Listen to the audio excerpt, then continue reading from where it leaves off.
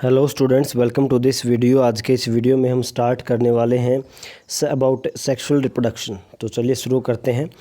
We are also familiar with the modes of reproduction that depend upon the involvement of two individuals before a new generation can be created.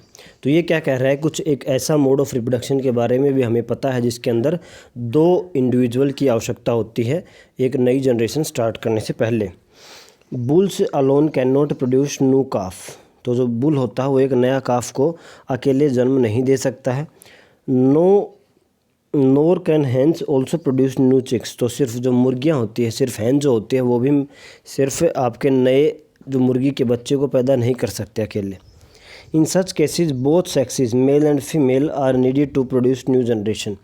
इन जैसे दोनों example के case में mail और female जो दो इसके अंदर individual चाहिए, उसके बाद ही नई जनरेशन बनती है। What is the significance of this sexual mode of reproduction.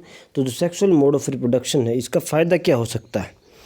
Are there any limitations of a sexual mode of reproduction which can be discussing above. तो क्या हमने जो ए सेक्सुअल रिप्रोडक्शन डिस्कस किया था उसके अंदर कुछ कमियां हैं। तो जो हमने पहले इसके बारे में जाना है सेक्सुअल के बारे में, उसमें कोई ना कोई कमियां होगी जिसके कारण आपका सेक्सुअल रिप्रोडक्शन आपको प्रेफरेंस देता है। तो चलिए इसी के बारे में, क्वेश्चन के बारे में जानेंगे। Why the sexual mode of reproduction, sexual mode of reproduction क्यों कर रहे हैं अभी।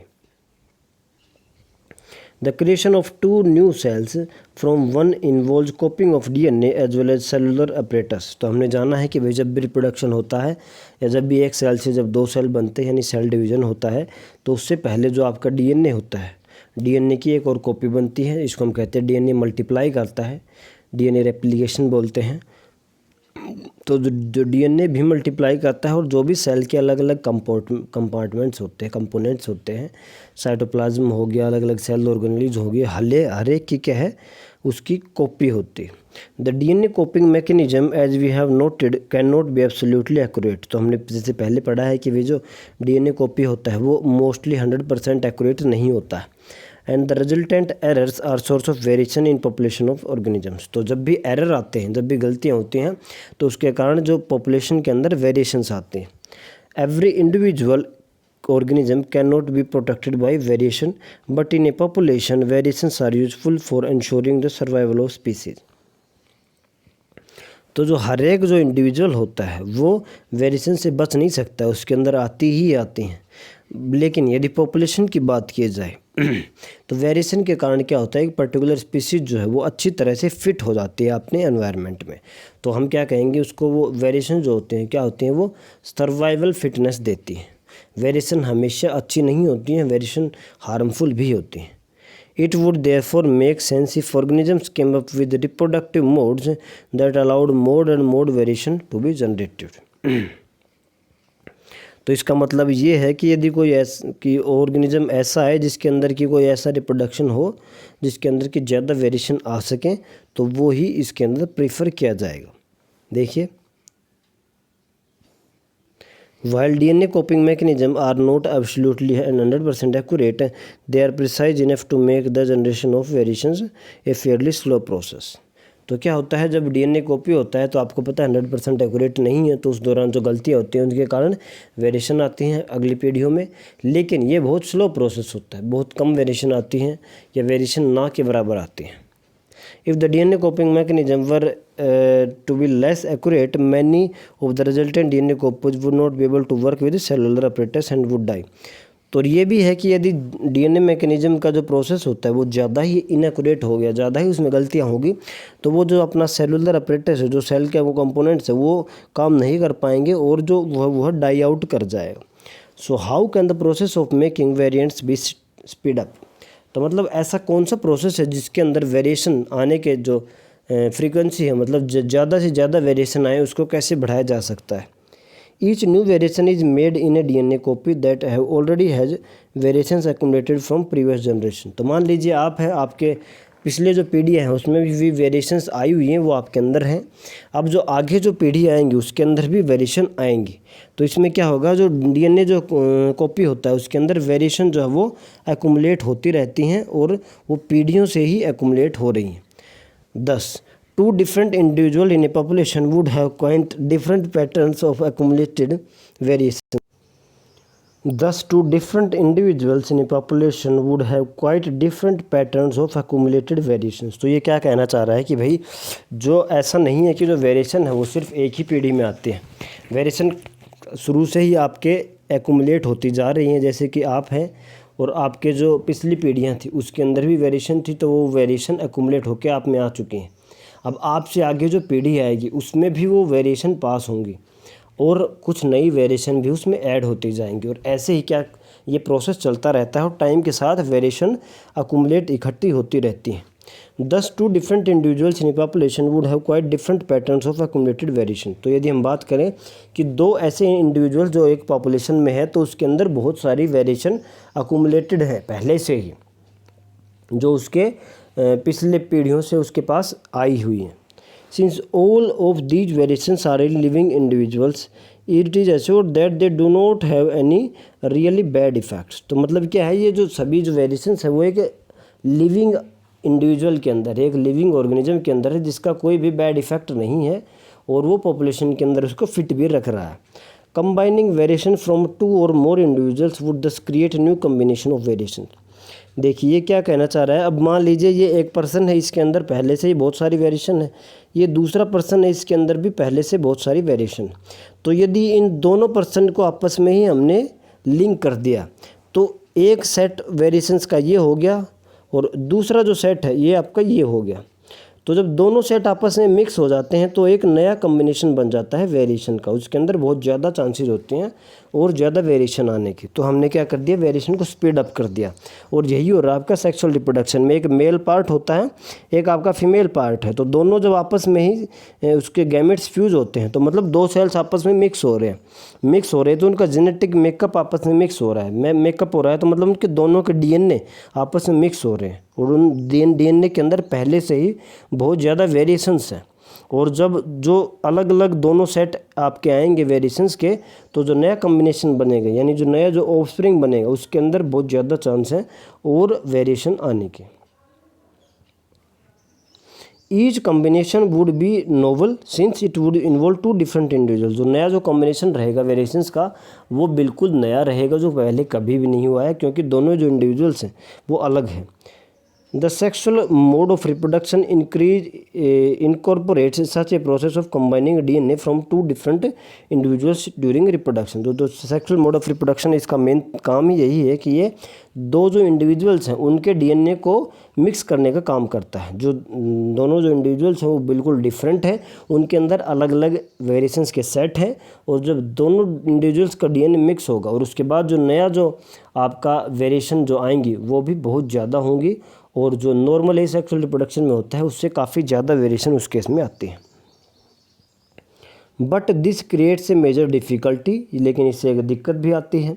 If each new generation is to be combined of DNA copies from two pre existing individuals, then each new generation will end up having twice the amount of DNA that will previous generation had. तो मतलब क्या कह रहा है कि भाई मान लो कि कोई एक इंडिविजुअल है, उसके अंदर एक डीएनए है, और हमने क्या कहा, नया इंडिविजुअल कैसे बनेगा यानी ऑफस्प्रिंग कैसे बनेगा, जब दो इंडिविजुअल्स का डीएनए आपस में मिक्स होगा। तो मतलब क्या होगा, वो जो ऑफस्प्रिंग बन गया उसके अंदर तो डीएनए एक पेरेंट का एक दूसरे पेरेंट का, तो डीएनए उसके अंदर दुगना हो गया है पेरेंट से। तो इस प्रोसेस को हमें रोकना है। इसको हम कैसे रोकते हैं अभी, this is likely to match up with the control of cellular apparatus by DNA, how many ways can you think of the difficulty. मतलब क्या कह रहा है कि भाई मान लीजिए आपके पेरेंट के अंदर हम जानते हैं 46 क्रोमोजोम है, जो आपकी मदर पेरेंट है उसमें भी 46 क्रोमोजोम है, और जो उससे बच्चा होता है दोनों से उसके अंदर भी 46 ही आते हैं। ऐसा नहीं है कि उसके अंदर 46 और 40 मिलाकर के ज़्यादा क्रोमोजोम आएंगे। तो ये जो प्रोसेस है कि 46 कैसे आएंगे, तो ये भी एक सेलुलर मैकेनिज्म होता है, एक स्पेशल टाइप का एक सेल डिवीजन होता है जिसको हम मियोसिस कहते हैं। उसके अंदर क्रोमोजोम नंबर हाफ हो जाते हैं, तो उसके अंदर जो गैमेट्स बनते हैं, मतलब जो सेल्स जब फ्यूज होंगे उसके अंदर 23 क्रोमोजोम होते हैं, दोनों के 23 क्रोमोजोम मिल करके 46 क्रोमोजोम बनते हैं। We have seen earlier that organisms become more complex, the specialization of tissue increase। तो हमने पहले देखा है कि जैसे जैसे आपकी स्पेशलाइजेशन बढ़ती जाती है, तो वैसे जैसे मतलब स्पेशलाइजेशन हो गया, टिश्यूज़ की स्पेशलाइजेशन बढ़ चुकी है, वैसे वैसे आपकी बॉडी जो है वो कॉम्प्लेक्स होती जाती है। One solution that many multicellular organisms have found of the problem mentioned above is to have special lineage of cells in specialized organs in which only half number of chromosomes and half amount of DNA are compared to non reproductive body cells. तो ये वही कहना चाह रहा है कि पूरे body के अंदर दो तरह के सेल्स होते हैं, एक होते हैं रिप्रोडक्टिव सेल्स और एक होते हैं नॉर्मल सेल्स। तो रिप्रोडक्टिव सेल्स को हम कहते हैं जर्म सेल्स और इसको हम कहते हैं सोमेटिक सेल्स। तो जर्म सेल्स जो होते हैं वो आके जा कर के आपके स्पेशल गैमिट्स बनाएंगे, सिर्फ जैसे कि स्पर्म बना दिया और एग बना दिया। और इसके अंदर क्या होता है, क्रोमोसोम नंबर हाफ होता है, 23 होते हैं। लेकिन इसके विपरीत जो नॉर्मल सेल्स होते हैं, ऐसे सेल्स जो कि रिप्रोडक्टिव सेल्स नहीं बनाएंगे, जो गैमेट्स नहीं बनाएंगे, उसके अंदर जो भी सेल डिवाइड करेगा वो 46 का ही वो करेगा। तो ये है आपके कि भाई जो मल्टी सेलुलर ऑर्गेनिजम्स के अंदर दो टाइप के सेल्स होते हैं, एक जर्म सेल्स, एक होते हैं सोमेटिक सेल्स। जर्म सेल्स आगे जा कर के गैमेट्स बनाते हैं जिसके अंदर की क्रोमोसोम नंबर हाफ होता है। देखिए लिखा हुआ है, this is achieved by the process of cell division called meiosis. तो मियोसिस क्या है कि स्पेशल टाइप का सेल डिवीजन है जो सिर्फ आपके जर्म सेल्स में होता है या ऐसे सेल्स में होता है जिनके अंदर क्रोमोसोम नंबर हमें हाफ करना है। तो क्रोमोसोम नंबर यदि हाफ करना है तो उस केस में मियोसिस ही आपका काम करता है। जैसे कि मान लीजिए ये कोई जर्म सेल है, इसके अंदर हम कहेंगे 46 क्रोमोसोम, तो इससे जब मियोसिस होगा तो एक मियोसिस के बाद 4 सेल्स बनते हैं और हर एक के अंदर 23 क्रोमोसोम मिलेंगे। तो मतलब क्रोमोसोम नंबर और डीएनए जो है वो आधा हो गया है। 10 when the germ sales from 2 individuals combined during sexual reproduction to form new individual, it results in re-establishment of the number of chromosomes and the DNA content in new generation। तो वही कह रहा है कि भाई मान लीजिए कोई फादर है, ये मदर है,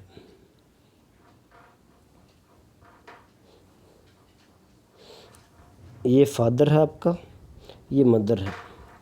फादर का ये जर्म सेल है, ये मदर का जर्म सेल है। फादर के जर्म सेल के अंदर मियोसिस हुआ और ये आपका स्पर्म बन गया। स्पर्म के अंदर 23 क्रोमोसोम है। ऐसे ही जो मदर है, मदर से के जर्म सेल के अंदर मियोसिस हुआ और उसके अंदर आपसे एग बन गया, तो एग में भी 23 क्रोमोसोम है।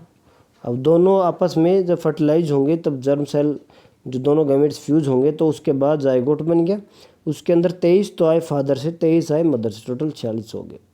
तो यही उसके पेरेंट में थे, तो टोटल 40 क्रोमोसोम नंबर भी पेरेंट जितना ही हो गया और आपका डीएनए जो कंटेंट है वो भी पेरेंट जितना ही हो गया।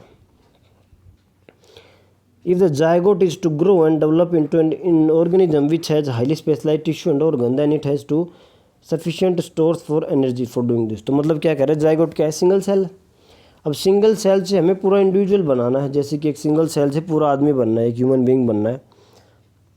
तो इसके लिए क्या होगा, अब उसको स्पेशलाइज्ड टिश्यूज ऑर्गन्स में बटना है। अब बटेगा तो उसके लिए क्या चाहिए, बहुत ज़्यादा एनर्जी चाहिए। एनर्जी के लिए बहुत ज़्यादा न्यूट्रिशन चाहिए जो उसके पास स्टोर होने चाहिए, स्टोर्ड एनर्जी होनी चाहिए। In very simple organisms it is seen that 2 germ cells are not very different from one another और मे बी सिमिलर। तो जो सिंपल ऑर्गेनिजम्स होते हैं, जो उस केस में क्या होता है, जर्म सेल जो मेल और फीमेल के जर्म सेल होते हैं वो ज़्यादा अलग नहीं होते हैं, दोनों दिखने में सेम ही होते हैं। But as the body design become more complex, लेकिन जैसे जैसे बॉडी डिज़ाइन कॉम्प्लेक्स होता जाता है the germ cells also specialise, तो जर्म सेल भी स्पेशलाइज हो जाते हैं। One germ cell is large and contains the food store while the other is smaller likely to be motile. तो क्या कह रहा है, जैसे जैसे बॉडी डिज़ाइन कॉम्प्लेक्स होता जाता है तो जो मेल और फीमेल के जर्म सेल्स होते हैं वो उनकी वो भी स्पेशलाइज होते हैं, उनके भी स्ट्रक्चर अलग अलग हो जाते हैं। जैसे कि दोनों में से एक का जो जर्म सेल वो लार्ज रहेगा और उसके अंदर फूड मिलेगा, और जो दूसरा जर्म सेल वो स्मॉल रहेगा और उसके अंदर मोटाइल रहेगा, वो मूव कर सकता है। Conventionally the motile germ cell is called the male gamete and the germ cell containing the stored food is called the female gamete. तो ये कह रहा है कि जो मेल गैमेट, जैसे आपको पता है मेल गैमेट स्पर्म ह्यूमंस के केस में मोटाइल होता है और उसके अंदर स्मॉल साइज का होता है। लेकिन यदि हम बात करें फीमेल गैमेट की, तो फीमेल गैमेट के अंदर क्या होता है, वो क्या होता है, एक लार्ज साइज का होता है और उसके अंदर फूड स्टोर होता है। तो वो न्यूट्रिशन देने का काम जो है जाइगोट को वो एग करता है, और जो फर्टिलाइजेशन के टाइम जो मोटिलिटी जो मूव करेगा वो स्पर्म करेगा। We shall see in the next of few sections how the need to create 2 different types of gametes gives rise to different in male and female reproductive organs. तो हमने ये आगे के portion में जानेंगे कि भाई जो 2 अलग अलग तरह के जो गैमेट्स होते हैं, इनके साइज भी अलग है, शेप भी अलग है, इनका फंक्शन भी अलग है। तो इनके कारण जो मेल और फीमेल रिप्रोडक्टिव सिस्टम भी काफ़ी अलग अलग बनते हैं। In some cases difference in the body जो द मेल फीमेल ऑर्गेनिजम्स, क्या होता है कुछ एक केसेस के अंदर तो मेल और फीमेल की जो बॉडी होती है उसके अंदर भी कि उस जो डिफरेंसेस होने का कारण भी यही है कि भी उसके अंदर जो गैमीट होते हैं वो अलग अलग हैं, उनका डिज़ाइन अलग है, उनका काम अलग है। तो नेक्स्ट वीडियो में हम करेंगे sexual reproduction in flowering plants.